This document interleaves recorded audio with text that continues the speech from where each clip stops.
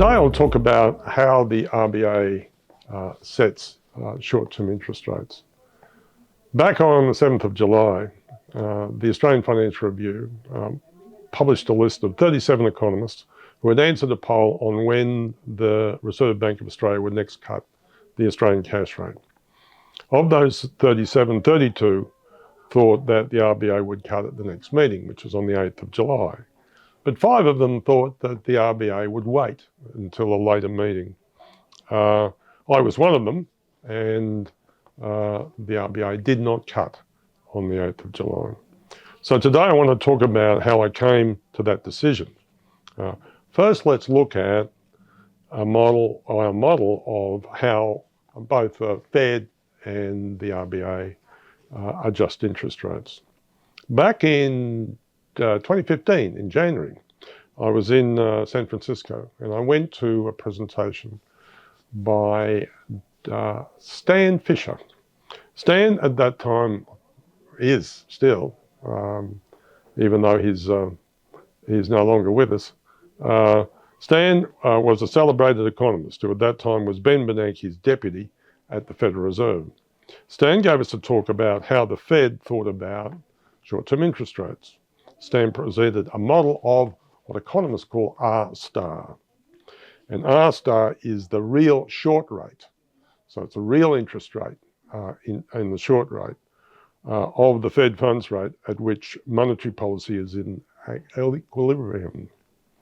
Unemployment was shown as the most important variable, and so was inflationary expectations. So if you have a model of the real rate, which is based on inflationary expectations unemployment, it's kind of logical that if you want to turn that into a model of nominal interest rates, all you got to do is add inflation. So that's what we did. The R-star model was a model of the real short rate of the Fed funds rate at which the monetary policy was at equilibrium.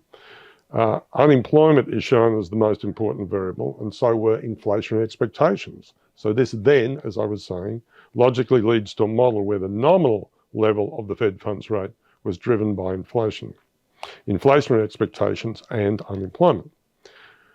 Unemployment was important because of its effect on future inflation. The lower the level of unemployment, the higher level of future inflation and the higher level of the Fed funds rate. I tried the model for the Fed funds rate and it worked. It worked just not for the Fed funds rate. It also worked pretty well in Australia for the Australian cash rate. Recently, though, I've found that although the model has continued to work very well for the Fed, it has been not quite as good as modelling the Australian cash rate.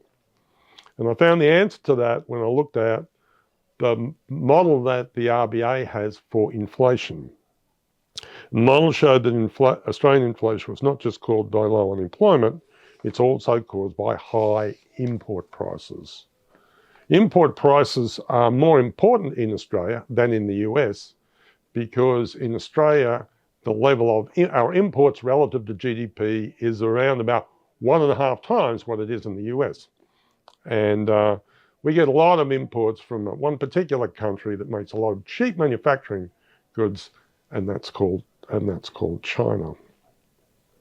And so that became important because in the data, because in Australia, import inflation has been close to zero for the 2 years up until the end of 2024. But then in the first quarter of 2025, it kicked up a bit. And my problem was I didn't know what was going to happen in the second quarter because the second quarter, full quarter CPI numbers had not yet been published. The only thing I could do was wait for the Q2 numbers to come out, and they weren't going to come out until the August meeting. I thought that there are also other reasons for waiting for the Q2 inflation numbers to come out. The quarterly CPI is a more reliable measure of the CPI because it is a better measure of services inflation than is the monthly CPI. The result was that the RBA did not move, just as I thought it wouldn't move, and voiced a preference for the quarterly inflation measure over the monthly measure. So just as I had thought that the RBA would think that the quarterly measure was a better measure, and they actually said that in the statement after they made the decision. So let's look again at the level of the real cash rate for Australia, where we think it should go.